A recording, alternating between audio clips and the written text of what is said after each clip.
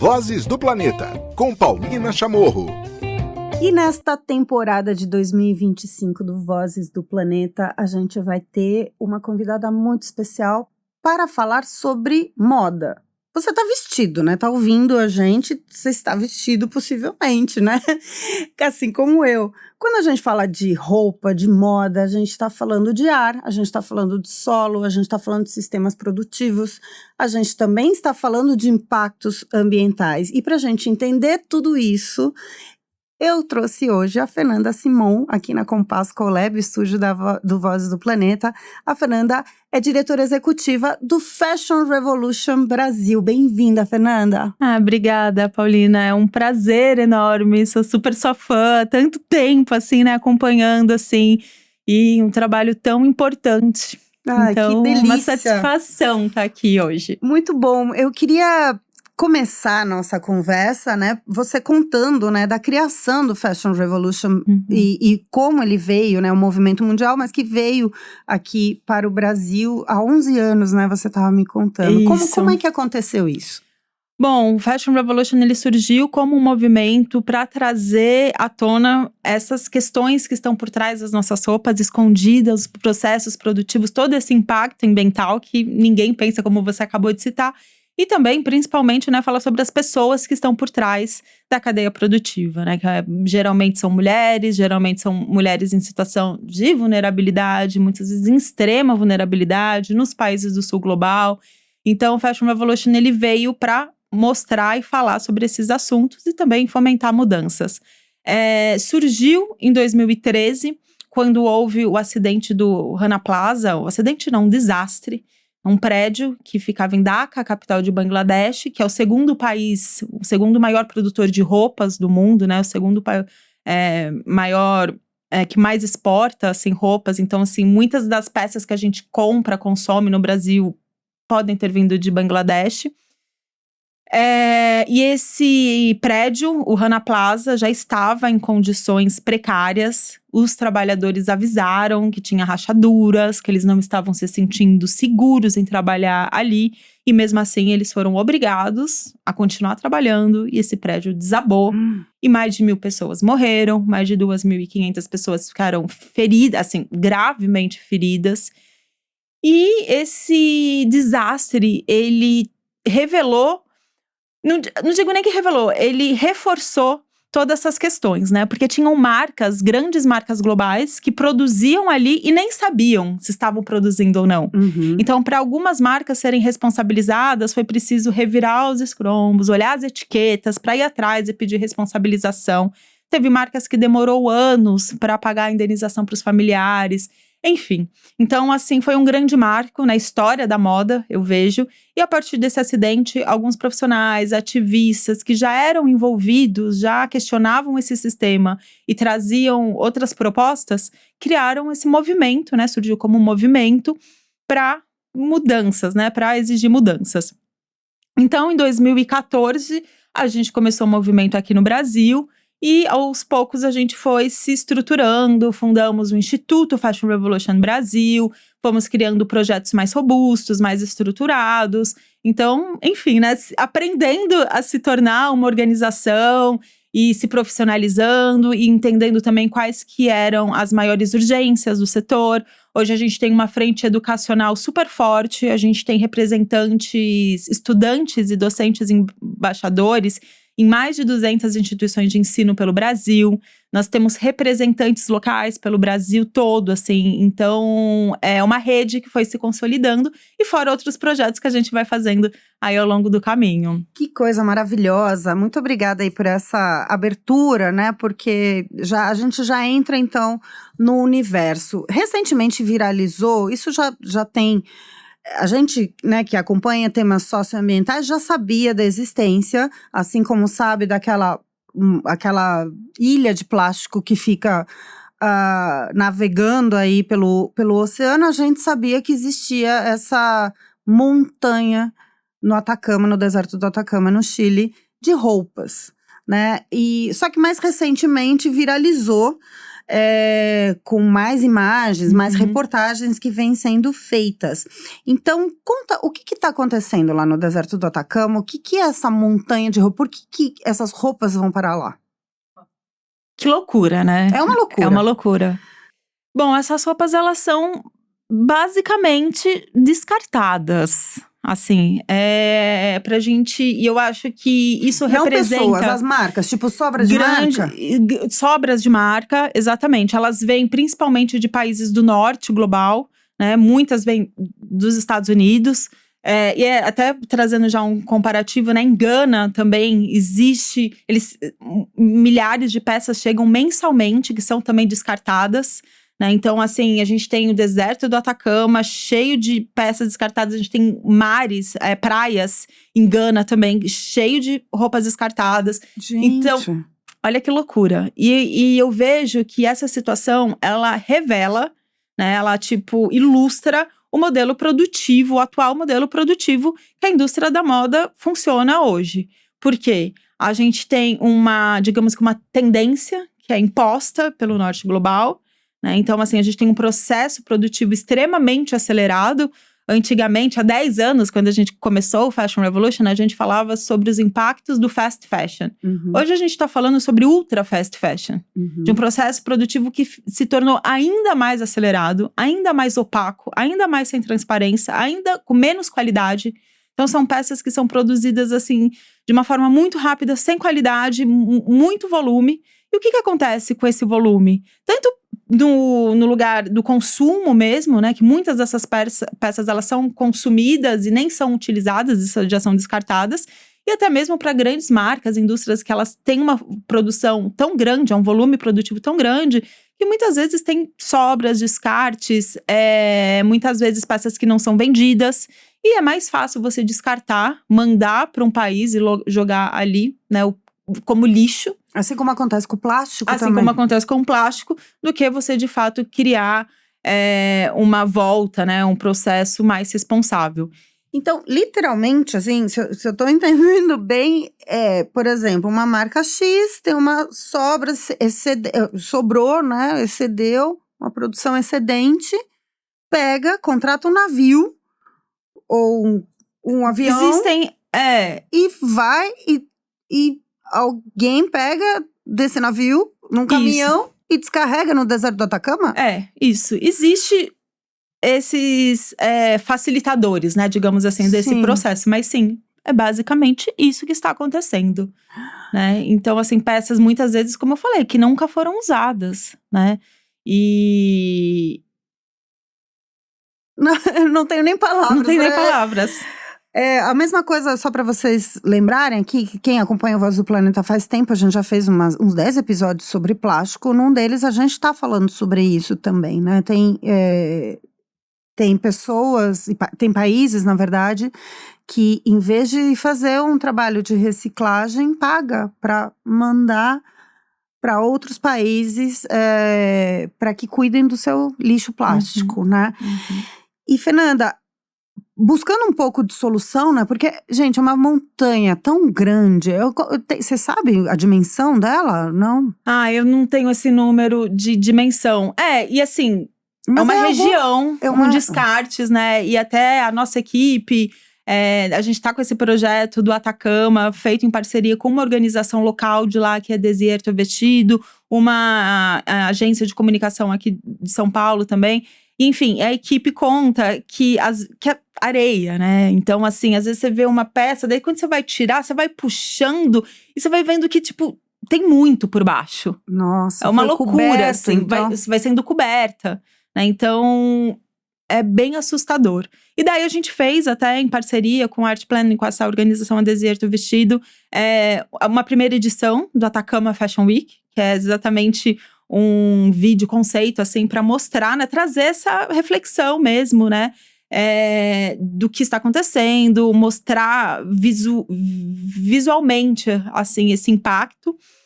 Numa linguagem de moda, porque a gente também entende que esse setor criativo, ele também conta com essa imagem, assim. Não, e a gente consome as coisas Porque são bonitas Exato. também, né? Tem Existe por esse trás lugar. de é possível ser sustentável e bonito, né? Sim.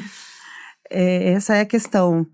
E aí, essa é uma campanha que começou em 2025, né? E vai se estender. Então, a gente fez o Atacama Fashion Week em 2024, que foi esse desfile no Atacama. E daí agora a gente tá fazendo uma continuação dessa parceria com o e-commerce, né? Que então, assim, tirando algumas peças de lá, higienizando, todo esse processo de cuidado tá sendo feito por uma organização de lá mesmo. E trazendo essa peça de volta, né, para ser vestida, consumida, mas o mais importante sobre isso tudo é a gente trazer esse debate, né, tanto sobre esse modelo produtivo linear, você produzir tudo isso e se transformar em lixo, em descarte, mas também para a gente refletir sobre de onde veio, para onde que vai, né, e toda essa cadeia mesmo das roupas que está tão distante da gente.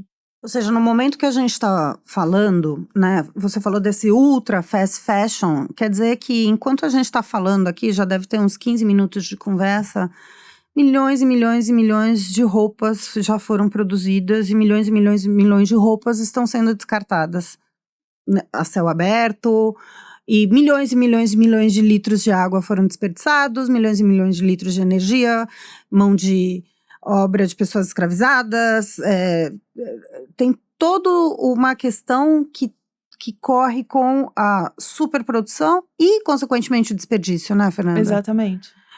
Quais são as outras questões? Eu queria tratar aqui, trazendo pro país, tem um outro componente muito importante, que é a questão do solo, né? Eu falei na abertura, o solo. Aqui é um país que a gente tem, né, um sistema produtivo agrário. Exatamente. Enorme. Qual que é o valor do Brasil na indústria da moda e também qual que é o impacto do Brasil nesse papel? Exatamente. Por um lado, a nossa indústria ela é super completa, né? Nós produzimos a matéria-prima, nós temos uma cadeia produtiva estruturada, desde a confecção até beneficiamentos, acabamentos, desfile. Então, assim, é possível se produzir a roupa e se vender a roupa, né? Lá do comecinho até o final, assim, tudo pode ser feito aqui no Brasil.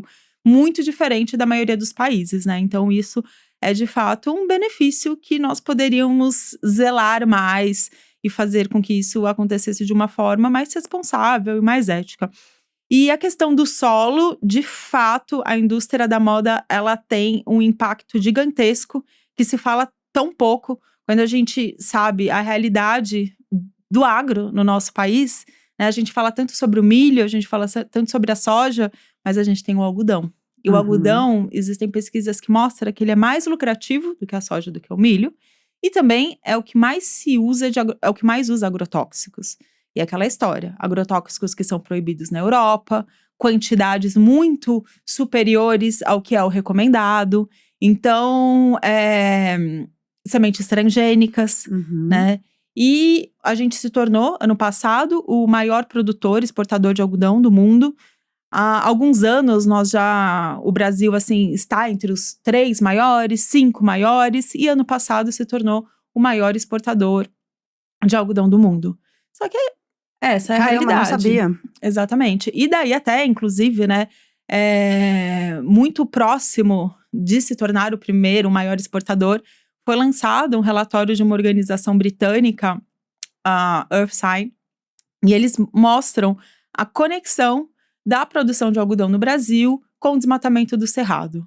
Então até mostra que conforme nós nos tornamos o maior produtor de algodão do mundo, também foi comprovado que os índices de desmatamento do cerrado vêm aumentando.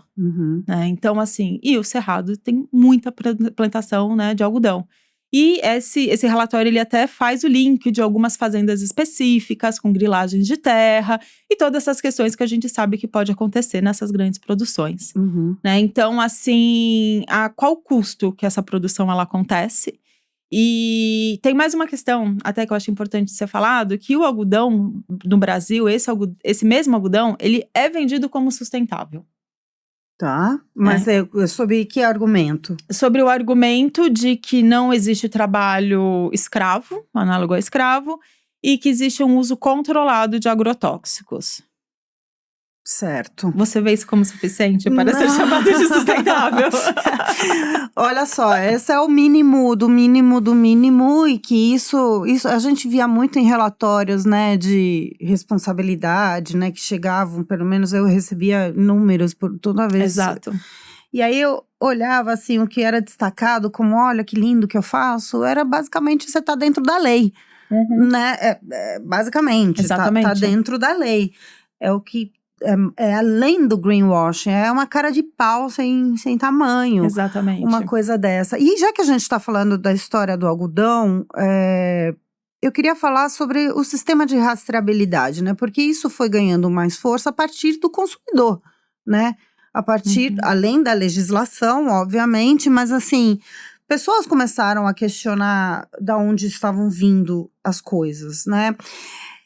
Eu tô tentando trazer um pouco pro outro lado do balcão, né? Tipo, qual que é o poder de pessoas, né? De cidadãos e cidadãs para mexer com uma indústria tão grande, né? A indústria da moda ocupa um lugar também muito alto na questão de emissões. Tem uma parcela importante nas mudanças climáticas, né? De impacto. Eu queria que você falasse um pouco disso. E também sobre a questão da rastreabilidade, porque a partir de relatórios como esse que você citou, ou de questionamentos, ou da própria imprensa, foi se descobrindo absurdos, até, por exemplo, na questão do couro, do uso do couro de grandes marcas, que descobriram que eram de desmatamento na Amazônia, e assim por diante. Então, qual que é esse papel ainda, né, da sociedade civil numa regulação de uma indústria, e qual que é o tamanho do impacto da moda nesse climão que a gente tá? Pois é, né? Em ano de COP no Brasil. Nem me fala. Exatamente. E, bom, como você citou, existe essa ligação também, né, da indústria do couro, né, desmatamento, outro relatório, né, da Stand Earth, que mostra grandes empresas globais comprando couro de áreas desmatadas ilegalmente. Então, assim, da onde que vem esse couro? Da onde que vem esse algodão? E essas perguntas, inclusive, elas são norteadoras do trabalho do Fashion Revolution. Quando o Fashion Revolution surgiu, lá no começo, o primeiro mote da nossa campanha foi: pergunte quem fez minhas roupas. Então, exatamente para a gente olhar para quem está por trás, para as pessoas, primeiramente. E depois, ao longo dos anos, a gente foi trazendo outras perguntas. Pergunte, né, do que são feitas minhas roupas, a cor de quem fez minha roupa, né, também para trazer que existe toda uma questão de racismo, até ambiental, né, a gente vê que a produção, ela segue no sul global, feito por mulheres, muitas vezes, geralmente, mulheres não brancas, então trazer essa questão de gênero e raça para o debate também. Então, assim, essas perguntas, elas trazem essas provocações, né, pra gente questionar, pra gente exigir mudanças, mas que também abrir a nossa cabeça, assim, por possibilidades, e entender que também a gente precisa de mudanças estruturais, assim, né. Essa questão, por exemplo, do algodão, é algo que precisamos de legislação, de fiscalização, a gente precisa, né, a gente entende que quem que tá lá liberando todos esses agrotóxicos, né? Por que é tão mais simples você produzir dentro de um sistema de monocultura, dentro do agro convencional, do que você produzir como cooperativa, de uma forma orgânica, agroflorestal? Assim, por que é tão desafiador para pequenos produtores, né? E assim, então por que existe essa diferença tão grande, assim? E eu acho que a sociedade civil, quando ela está sensibilizada sobre essas pautas, ela pode, de alguma forma, se engajar e, enfim, trabalhar por mudanças, não só do consumo, né, mas mudanças políticas mesmo. E o impacto da indústria da moda no meio ambiente, ele é gigantesco, né? Assim, existem dados que falam que o setor da moda é responsável por até 10% das emissões de gases de efeito estufa globalmente. Outros falam que a gente não tem como saber esse dado, falam um número 4%, 8%, então existem algumas diferenças, mas uma coisa é fato, também precisamos de investimento para ter esses números, essa pesquisa, olhar para esse setor com mais força mesmo, né? Sim. Que a gente fala, né? Ai, a moda sempre fica naquele lugar, ai, não interessa, ai, não tem tanta relevância. Mas olha só, nós somos um dos maiores produtores de algodão do mundo. Sim. Olha o tanto de território de cerrado que tá ali sendo impactado, toda uma sociobiodiversidade de um dos maiores, de um território tão rico, né? Pois é, né? Quem tá ouvindo a gente já deve ter percebido. A gente tá falando de moda, mas a gente não tá falando… A gente até agora não falou de roupa, de estilo, de coisas como vem sendo colocado. Você acha que o nome, arredondar tudo pra moda, talvez esteja prejudicando um pouco Pode ser, né? esse desenvolvimento, esse desenrolar da história? Eu acho que pode ser, né? Essa percepção do nome…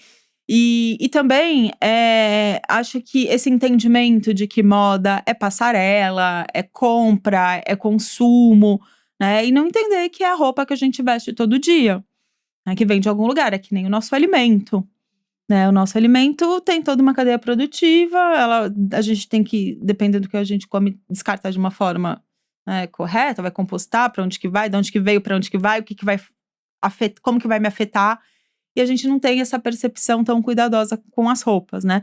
Até mesmo porque eu acho que a gente, como sociedade, aprendeu que moda é aquilo que é ditado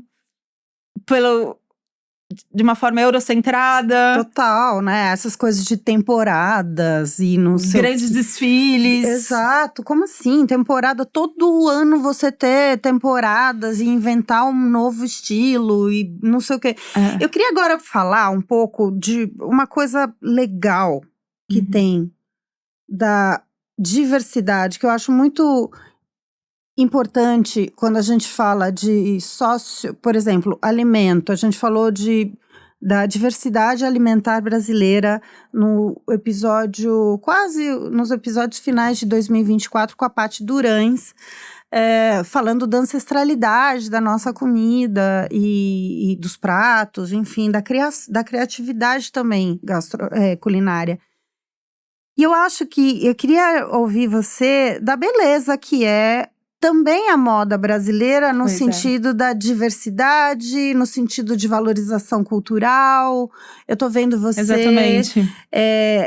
Quem tá só ouvindo, ou a Fernanda tá aqui com… As artes que são joias indígenas. Eu tô com 2 brincos aqui, Guarani Mbiá, que pra mim são joias. Com certeza. Isso é uma joia, sabe? Feita à mão, tradicional.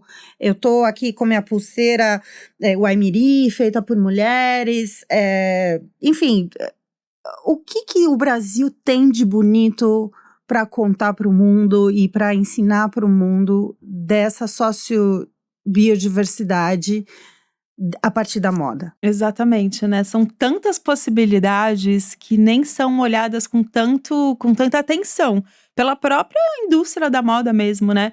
Porque quando a gente olha, assim, tipo, historicamente mesmo, pelos povos originários, indígenas, que trazem todos esses saberes, os teares, por exemplo, os teares Runicuim. Gente, isso é uma joia! A forma, e quando olha, assim, a tradição, né, que elas contam, as mulheres contam que elas aprenderam a tecer o fio do algodão com as aranhas. Olha, então, que elas, lindeza. assim, produziam algodão, teciam algodão, né, para fazer o fio e fazer aquele tear todo colorido, todo cheio de formas, né, os canês com significados, com as representações. E olha, isso nunca foi valorizado na nossa cultura. As pessoas nem imaginam dos teares tradicionais que nós temos, né, ou tantos outros saberes também, alguns que vieram até de fora, mas passaram por adaptações aqui no Brasil, como muitas das rendas. Né, algumas rendas vieram, né, pelos colonizadores, mas a partir do momento que chegaram aqui, foram se adaptando, foram criando também novos estilos e tudo mais. Nossa, o Ronaldo Fraga fez todo um movimento, né, em cima das rendeiras, sim, né, também. Sim. Eu lembro. Exatamente, que são saberes, alguns que quase se perdem. E vão se perdendo, porque não existe essa valorização, né? Então, assim, é muito importante a gente olhar para esse resgate de técnicas, de saberes, olhar também até para as matérias-primas, né, de floresta, fibras, a fibra do tucum, que é usada pelos povos indígenas há tantos anos. E por que a gente não está olhando para isso na moda? Né, também, assim, as aplicabilidades. O couro vegetal. Couro vegetal, exatamente, né? O látex. Nossa, gente, o látex, a borracha, né, vegetal da Amazônia carrega, né, um simbolismo quando a gente pensa em ativismo ambiental, social, né, do Chico Mendes, né, os movimentos sindicalistas dos seringueiros, assim, para trazer toda essa força, assim, que ele representou, assim, por meio desse movimento. Olha só, eu acho isso tão forte e também a gente nem… Não conta a história, né? Você sabe que uma vez eu trouxe não, porque foi no período da pandemia, então foi online. O Ailton Krenak, é uma entrevista maravilhosa, que, como todas, né, que ele concede, mas aqui no Planetinha a gente convidou ele para falar além dos livros, né? Ele tinha acabado de lançar A Vida Não É Útil e estava dando entrevista muito sobre o livro, mas eu achei aquilo tão importante de trazer a figura do Ailton Krenak como ele lá em 1988, quando estava saindo a Constituição, se pintando, falando sobre os direitos indígenas serem considerados na nova Constituição que ia sair. E a história do Ailton Krenak atrelada à história do Chico Mendes, porque foi criada a União dos Povos da Floresta, que juntou quilombolas, juntou indígenas, todos por essa causa, né, da florestania, né, de proteção da floresta. E você trazendo isso agora, total, a gente tem uma conexão no final ali da cadeia, quando a gente, né, da cadeia produtiva, se a gente fosse olhar essa rastreabilidade histórica da moda, tem base ali também, né? Tem, com certeza. Na floresta. Com certeza, na floresta. Aqui do Brasil, né, da floresta, eu acho esse caso, assim, né, e hoje, por exemplo, muitas comunidades produtivas ali, de Chapuri, inclusive, da região do Chico Mendes, trabalham produzindo, né, para uma marca de tênis, uma marca de moda, digamos assim. Então, eu acho isso bem significativo e pouco reconhecido, pouco falado, poucas pessoas conhecem e sabem, né, da importância da gente preservar esse saber, o quanto que ele é representativo na nossa história e tudo mais. Não, essa marca, ela de tênis, né, inclusive eu vou falar que é a Vert, que agora chama Veja.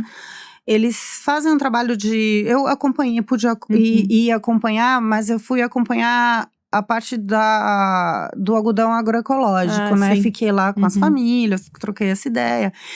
Não, e na verdade é mais para dizer que é possível, né? É possível você ter alta produtividade, uma beleza de produto, com rastreabilidade, com comércio justo, são contratos de comércio justo que também são importantes de falar, com cooperativas. E não só essa marca, mas tem outras também que vêm fazendo isso. E um preço super competitivo, assim, para você adquirir depois esses produtos. Então, não sei, acho que existem ainda provas aqui no Brasil de que tem coisa que é possível fazer. Que é possível, exatamente. E acho que algo que é importante… que as pessoas às vezes querem muito e não fazem nada, né, para falar sobre sustentabilidade. E na verdade a gente só tá falando sobre responsabilidade, de fazer a coisa certa, né, de fazer ali o máximo, o melhor que você pode. Assim, que a gente vive num lugar, assim, que o capitalismo, ele é tão predatório, né, que quando se faz o justo, já… Sim. Como é que o Fashion Revolution Brasil trabalha e pensa sobre a questão do consumismo, né, do consumismo? Porque a gente já entendeu aqui, né, com a nossa conversa, de que mais roupa não precisa ser feita, né, assim… Tem roupa para muitas gerações. Para muitas gerações de pessoas. Então, roupa não precisa mais ser produzida. Mas, assim, a gente mexe com alguma coisa no ser humano que também a gente já está numa máquina de moer mentes, né? Da tentação, do desejo, né? Tudo isso é uma pertencimento. Mas também tem uma manipulação que é difícil a gente fugir, né? Por exemplo, você vê, 3 brusinhas né, vou comprar pelo site 3 brusinhas por R$10. Você vai lá e compra porque é R$10 as brusinhas. Então, como vocês trabalham essa questão desse consumismo, considerando as duas coisas, né? O desejo genuíno de você se entender como uma pessoa que fala através da sua vestimenta, mas ao mesmo tempo esse consumo, essa moeção de mente que a gente vive. E um ponto ainda para acrescentar é a questão social do nosso país, né? Sim. Que daí a gente também fala muito sobre acessibilidade, Sim. né? Sobre quem que realmente tem esse poder de compra, poder de escolha. Então, Exato. assim, é bem delicado a gente falar, tipo, compre, não compre, compre isso ou compre aquilo, quando a gente vive num país tão desigual com tantas questões. Bom, mas de qualquer forma, né, a gente fala sobre essa sensibilização, dessa importância de saber o que tá por trás. A gente fala sobre a importância de você fomentar o que você acredita, enfim, e pensar em alternativas, porque não só de comprar marcas ou outra, é pensar sobre uma forma de você existir no mundo. Será que a gente precisa estar sempre tão atualizado nas tendências e comprando esse volume, né? Porque será que isso não foi algo que nos foi imposto por uma sociedade de consumo? Então, assim, esse questionamento sobre esse comportamento, ele é fundamental. Mas também a gente fala sobre ir além, né? Não só apenas consumir menos ou mais ou melhor, mas também a gente entender sobre esse sistema e como que a gente pode se engajar nessa mudança, né? Então, por exemplo, trabalhando com projetos educacionais, tendo muitas vezes uma participação política, tendo uma participação na comunicação. Então, assim, pensar em formas de a gente expandir toda essa situação, essa causa, saber que não é uma questão individual, de consumo individual, não trazer também essa culpa para o consumidor, né? Principalmente entendendo essa realidade de Brasil, e que muitas pessoas chegam e falam, mas eu cresci numa família, hoje eu tenho hoje eu posso comprar, então eu quero comprar. Eu quero comprar, sim.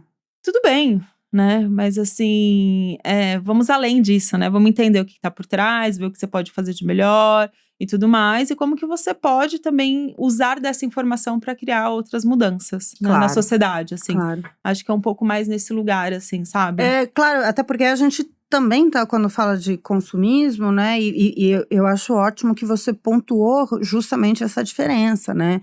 Existe uma parcela enorme da sociedade brasileira que não tem acessos. Então, os poucos que têm, é a mesma coisa de mudança climática, né? Quem está provocando a mudança climática é 1%. É a mesma coisa quando a gente está falando de consumismo. Exatamente. Quem tem o poder de consumo, os poderes de escolha, não são essas pessoas que estão provocando isso. Não são essas pessoas, Então, só que o volume do que esse 2% consome é tão grande, é tão impactante, né, que acaba impactando, inclusive, essas pessoas essa gama da sociedade enorme, que não tem, assim, é um reflexo muito grande, inclusive, da crise climática que a gente vive, né? Exatamente, e pensando de forma global, né, nesse sistema produtivo que a gente tá falando, assim, de um ultra fast fashion, quem está consumindo com volume mesmo são os países do norte, né? Então é isso que a gente está falando. Eles estão produzindo, assim, eles pedem essa produção que é feita no sul, consomem muitas vezes nem tem um consumo efetivo da roupa, assim, nem usam essas roupas, né? Só compra mesmo e descarta e volta para nós como lixo, assim, né? Como material que é descartado. Então, assim, não são as populações menos favorecidas economicamente que estão criando isso, né? Essas montanhas de lixo, de roupa. Então, é importante a gente também falar um pouco sobre isso, porque às vezes, né, nesse debate do consumo consciente, às vezes fica essa impressão de que, então, é culpa de… Não é sobre isso, né? Exato. Não é sobre culpa, porque a gente tá colocando a culpa bem na cadeira de quem tem culpa. Dos bilionários. Isso mesmo. Nesse sentido, né, a gente tem uma COP, a primeira COP que vai ser no Brasil, vai ser que não é só a COP da Amazônia, é uma COP para seguir algo que se iniciou no Acordo de Paris em 2015. Quer dizer, as COPs já vêm de muito antes, mas é que se foram firmados acordos globais a partir de 2015 na COP 21, né, de Paris. E agora a gente está na COP 30, que vai ser no Brasil. Como você vê que a indústria da moda está fazendo a sua parte ou não dentro desse papel de impacto das empresas? Eu pergunto isso, Fê, porque algo que sempre me incomodou e me incomoda quando eu ia cobrir as COPs é de que sempre tem a parte da negociação na segunda semana, né? Que entram, né, as delegações, os países, embaixadores e né, representantes dos países para as negociações na segunda semana. Na primeira semana acontece a cúpula dos povos e acontecem as reuniões e lá estão quem? As empresas.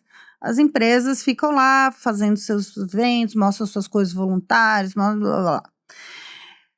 Só que eu acho que cada vez mais as empresas tinham que sair dessa parte da sociedade e ir para essa outra parte da sociedade que vai junto do mercado, do poder público, do que vai impactar. Porque, no fim das contas, acaba tudo virando o meu trabalho voluntário. Mas, enquanto indústria, enquanto produção, as empresas não estão sendo responsabilizadas, não estão sendo, enfim. Como você vê isso pela parte da moda? Olha, eu acho que é exatamente esse lugar. A gente vê que, infelizmente, as grandes empresas acabam usando desses espaços muito mais para se promover ou para ocupar um espaço de fala, né, desse debate, mas menos para promover mudanças que sejam mais efetivas, né? Que nem eu tenho falado com muitas organizações do terceiro setor, envolvidas com a moda de alguma forma, e todas elas falaram, a gente adoraria estar lá presente, a gente adoraria participar e tudo mais, só que nenhuma recebe um apoio para estar lá e, enfim, fazer essas trocas. Né? E quando a gente vê quem que vai estar lá representando a moda, quem que a gente está percebendo que vai estar lá, são grandes marcas, né? Como acontece com outros setores também. Sim, né? Sim, total. Mas não existe, por exemplo, um movimento dentro da indústria, sei lá, como aconteceu, sei lá, com o Greenpeace, que movimentou todos os setores para fazer a moratória da soja, a moratória do mogno, sabe? Algo que mexa com estruturas produtivas, não tem algo assim. Não temos neste momento. Tá. É uma pena, né? Porque 10%, ser responsável de 10% mais ou menos das emissões globais, realmente precisava… É bem significativo. É muito significativo para isso, né? Bom, a gente vai ficando por aqui. Eu queria te agradecer muito aqui por essa conversa. Foi muito gostoso. Nem parece que passou. Nem parece. A gente falou de muitas coisas. E queria te deixar o convite para sempre voltar, Fernanda. Se quiser deixar também recados para as pessoas acompanharem algo do Fashion Revolution Brasil, fica à vontade. Ótimo. Temos a Semana Fashion Revolution acontecendo em abril. Então, a semana, ela é uma campanha, ela acontece globalmente para a gente trazer soluções. Temos vários eventos locais acontecendo, a nossa rede é uma campanha feita colaborativamente, mesmo pela nossa rede. Então, em escolas, instituições de ensino e outros espaços vão sediar ações. Então, entre em contato com a gente, acompanhe nossas redes, temos algumas novidades no ar, ali a caminho, e estamos à disposição. Hoje, então, aqui no Vozes do Planeta, recebemos Fernanda Simon, diretora executiva do Fashion Revolution Brasil. Obrigada, Fernanda, foi uma delícia. Eu que agradeço.